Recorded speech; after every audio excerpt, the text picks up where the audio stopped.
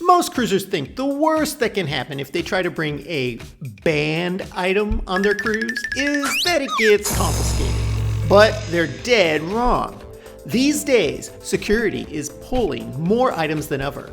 And some of these naughty items are getting passengers kicked off the ship, or worse.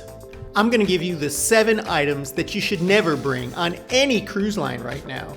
And the last one, it doesn't even have anything to do with the cruise line.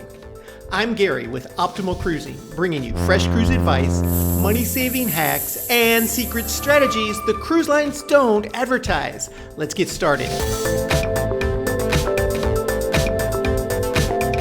Let's start with the most obvious one that has been banned for a very long time from cruise ships because they consider this a major fire hazard.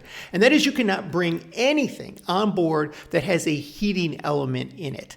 The most common ones that people try to bring are clothing irons or steamers. And I get it, you want to have your clothes looking nice and neat. And after you might have been on an airplane and the clothes have been in a suitcase for 24 hours, they don't come out looking as nice as you want. But there are some other ways around this problem. You can hang up your clothes in the shower. That steam from the shower will kind of get wrinkles out. Or you can just pay a little money for the cruise line to press or steam your garments for you. They will do that for a fee. The last thing you want to do is have to head down to the naughty room because they found something in your suitcase. And this is a real thing. In fact, on one of my recent cruises, I had to go there myself because I packed a couple of bottles of water in my suitcase, which they allowed me to keep, but they wanted to make sure there wasn't alcohol in there. Not only is it a little embarrassing to have to follow security down to this naughty room because it is in an off-limits area of the ship, so you're not able to get there just as a regular passenger, but also it's an inconvenience because it means you're not getting your suitcase on time because they hold suitcases back that they scan and find something that might not be allowed, and then they make you come down and watch them open it and see what it is that they're looking at on X-ray, and they determine whether or not you can have it. So it's best to leave these kinds of things at home and avoid any of these kinds of problems. And this next item is also designed to prevent fire. I was looking online the other day and I came across some outlet multipliers that were listed as cruise approved. Unfortunately, these days, any type of surge protector or power strip that multiplies the number of outlets is banned on all major cruise lines. And if found, it will be confiscated. If you need to bring something that is for charging your devices, which is probably what the majority of us need these days, you can bring a single plug that turns into 4 or 8 USB ports. Here's one that I have in my own Amazon store, which there's a link to in the description if you're interested. But you need to find one that does not extend the number of outlets because some of these have multiple plug outlets on them plus USB ports or just 2 or 3 plugs to extend the number of outlets. Those are not allowed. Cruise lines are worried about overloaded circuits causing a fire, and that is why you cannot extend the number of outlets. Now, if you want more outlets, one trick you can use is you can buy European converters because most cruise cabins will have half of the outlets US style and half of the outlets European style. Well, you might only have 2 outlets that you can plug a US plug into, but you'll have 2 more that you can plug a European plug into. But in my case, I mostly need USB charging ports. So I buy one device, it has 8 ports on it, and I can charge everything at one time with a single outlet.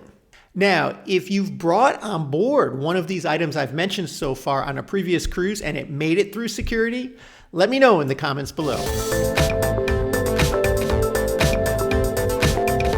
Now, this one is not something I ever thought about bringing on a cruise, but I know a lot of people do. In fact, I get a lot of comments about people asking if they can bring candles on a cruise. And the quick answer is no, but that's not the whole story because you cannot bring candles that you're going to light and have an open flame. That is completely not allowed.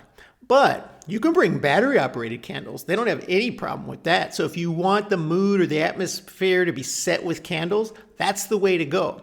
You cannot bring anything other than cigarettes. I know, kind of a contradiction, that has an open flame or that requires an open flame. So you cannot have candles, incense, or anything of the sort. If you have cigarettes, of course, you can't smoke them in your room, and that's really what they're worried about. They're keeping that smoking to controlled spaces that are monitored. And this next item goes well beyond a simple cruise ship ban. It can get you into some trouble with local authorities. I have a friend that goes on a lot of cruises, and one of his hobbies is flying a drone, and he posts a ton of his pictures all over Facebook, and he's got some great ones. But recently, drones have been completely banned by most cruise lines, meaning you can't even take it on board. As of 2026, there are only 3 major cruise lines in the US that allow you to bring drones on board, and that would be Celebrity, Royal Caribbean, and MSC. But you cannot fly them on board the boat. You can take them off at a destination if you can find one that has a safe place that allows them, because more and more ports of call are banning drones as well. In fact, my friend got himself into a little bit of trouble with authorities once when he was trying to fly his drone near the Sky Bridge in Tampa Bay and get some footage of ships going underneath, and they approached him and said he wasn't allowed to do it there. And this next banned item is a great deal for the cruise lines because it protects their bottom line. Speaking of deals, if you're looking to book a cruise, we maintain a list of the best cruise deals you can book right now. If you'd like a copy, just comment deals or click on the deals link in our description. Personally, I've even thought of bringing this one on myself because I'm so tired of spending $30, $40 a day for Wi-Fi or internet access when I'm on a cruise. But any personal routers, Wi-Fi routers are completely banned by the cruise lines. If they catch these, they may give you a fine for trying to bring it on board. But in the best case scenario, it will be confiscated. And because these things are not a safety issue, they're a revenue issue. The cruise line is protecting their bottom line, and they want to make sure that you have to buy their Wi-Fi package. I've talked to a lot of cruisers who were getting away with this for some time, and they would do something like buy one Wi-Fi package, use their personal router, and be able to use all their devices for everybody in their room at the same time without buying multiple packages. And the cruise lines are big on selling these multiple Wi-Fi packages. It's a huge revenue spot for them. While cruise lines still will just usually confiscate these devices, they can deny you boarding for this. They can ban you from the cruise line, and they can fine you. So it's best to just leave them at home. And this includes Starlink devices or anything that would usurp their power to charge you for Wi-Fi. It's just safer to buy that Wi-Fi plan ahead of time. You will get a discount, and then you don't worry about it when you're on the cruise. If everybody doesn't need to be using the device at the same time, a lot of cruise lines like Carnival, Norwegian will allow you to switch off one device and switch on a second device with one plan. So as long as you're not using them at the same time, you're good. On MSC, can't do that. This next item is all over social media. But before I get to it, if you would take a minute and subscribe to our channel, hit that like button. It helps us grow and will continue to bring you cruising content. If you pay attention to social media like I do, you've undoubtedly seen somebody trying to give you advice or show you a little trick to smuggle alcohol on board your cruise. My advice, don't try this. The cruise lines know what's going on. Security is watching these same videos. They know the tricks, they know the techniques. If you're going to try to bring alcohol on board, just bring it in the original container. If they don't catch it, that's on them. But they're likely going to spot that. And if they spot it in one of these unusual devices that they're showing on TikTok or Instagram, they're going to get pretty upset. Now, if they catch you trying to bring on a bottle of something you're not supposed to, they're just going to confiscate it. But if they catch you trying to be sneaky and pull some of these tricks to sneak alcohol on board, they could actually deny you boarding, even ban you from the cruise line, and you won't get any money back. It's just not worth it. Now, there are some workarounds here because many cruise lines actually allow you to bring some alcohol on board. Okay, if you're on Royal Caribbean, for example, each adult can bring 1 bottle of wine or champagne, and that goes a long way. And if you're cruising on Norwegian, the drink package there is so cheap these days, just go for it.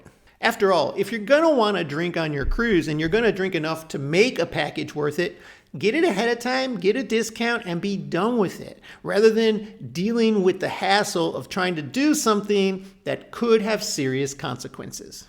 But if you think those consequences could be bad, wait until you hear what's happening to passengers who try this next thing. I know there are a lot of cruisers who want to bring their CBD products or cannabis products on their cruise. And some for good reason. Some of them are strictly using it for medical purposes. However, it doesn't matter why you're using it or how you're using it. Anything marijuana related is not allowed on any cruise line. While this may be legal where you live, and in a lot of places it is, internationally, it's a potential crime. And cruise lines could probably care less. But because it's still illegal in terms of how the federal government looks at it, cruise lines cannot permit it. Not to mention that they are going into certain countries at ports of call where you can get in big trouble for having it on your person. At a lot of these ports now, dogs are sniffing your bags before you even get on the cruise ship because they don't want to take any chance of you having that stuff with you.